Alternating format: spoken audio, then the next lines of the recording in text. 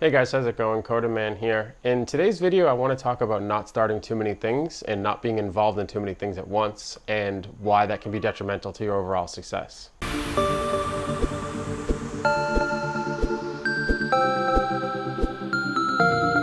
So first off, I have to apologize for the kids in the background. The neighbors have all their friends out, and that's just how it is when you are working from home. But the point is, if you are starting multiple things, or if you're involved in multiple things in your business or multiple businesses, then what ends up happening is you kind of get stretched too thin. And in the same time, so let's say a year, you don't advance as far in any one of the 3 or 4 or 5 or even 2 things as if you just put 365 days into that one thing.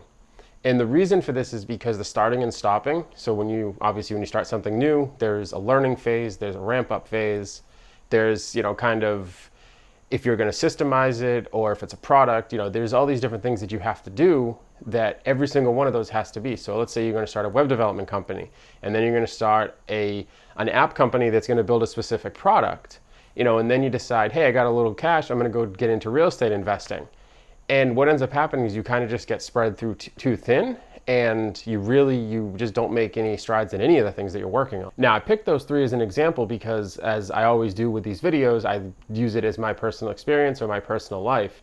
And what's happening is those are 3 things that I'm involved in. Well, 2, the product company and the service, of course, Pixelbit. The third thing that I wanted to get involved with in 2017 was real estate investing. It's something that I've been really interested in. I spend a lot of my free time learning about it, and I've spoke with a bunch of people and have just kind of gotten a whole bunch of information and knowledge on the subject. The problem is I don't really have the time to go and look at properties and to deal with renters or flips or any of the different ways that you could do it. So I had to table that until hopefully next year. I need to focus my efforts on the things that I'm working on, and then in time I'll be able to join in that fun with the real estate. Now, the reason I decided to do this is I'm focused on Pixelbit, growing that. I want to work with more customers. The goal for this year was to get an office. It's I still have some months left, but I don't think it's going to work quite as easy as I thought. Nothing does.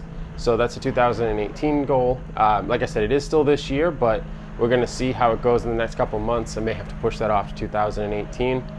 Some could call that a failure. I just call that growing pains, and you kind of learn as you go. And then Dealer Copilot has not been going as fast as we would like, but that also is because we're not able to invest all of our time because I myself have multiple things going on, and my business partner also has other things going on. So we really have to sit down and kind of decide how much effort can we put in on a daily, weekly, monthly basis, and then work on a trajectory from that point. Now, with those 2 things, you can imagine if I were to throw a third, real estate investing, I would be stretched way too thin. None of this is including my family, personal time, vacations, hobbies, anything of the sort. So you could see how in a week I could be stretched super thin and not get anything done. Now, it does kind of take a little bit of an understanding to realize that, hey, this could be a factor, and you got to pull back before it's too late. Because let's say, for instance, I had bought a real estate property, now I would be involved in that whether I like it or not, and I either have to sell it, or it would be a painful situation where I wouldn't be having as much fun as I should be, because it seems, it's going to be a lot of work, don't get me wrong, but it's something that I'm really excited to do, and I'll continue to learn about it. I'll continue to speak with people. Which brings me to a famous quote from a comedian that some of my younger audience may not know, but his name was George Carlin. He passed away a few years ago. He's done Vegas and a bunch of albums, and he's kind of been all over the place. And he had a great saying that was, interests are free and hobbies cost money. So right now, real estate investing is an interest of mine. I'll continue to research on it, and in time, I'll pull the trigger on it. Now, let's say there's something that you want to get involved with, and you don't want to spend all of your time on it, but it's something of interest. You want to do something with it. Try to find something that's connected to your air quotes day job, whether it actually is your day job or it's just something that you're getting paid to do. A perfect example of this would be in the case of me, where I have software development background. I could create a product, say an app or something, and work on it in the night hours and have some fun with it, but I wouldn't have to invest all the time in learning on how to do all of that because I've done it before. So I can kind of just engage with that and learn, take what I've learned before and build something new. So you're kind of utilizing your existing skills. Where, for instance, for real estate investing, I honestly don't know how much I could leverage from my past other than, I guess, basic business understanding, sales, marketing, that sort of thing. But, you know, working with renters, the legalities and all of that stuff is all new to me. So I would have to spend a lot of time investing in researching that, and it would take time away from my other business. So I'm curious to know from you guys, is this something that you guys have faced before? Leave a comment below and let me know if you've been in the middle of a business and decided to start another one, or all of a sudden a hobby became something more.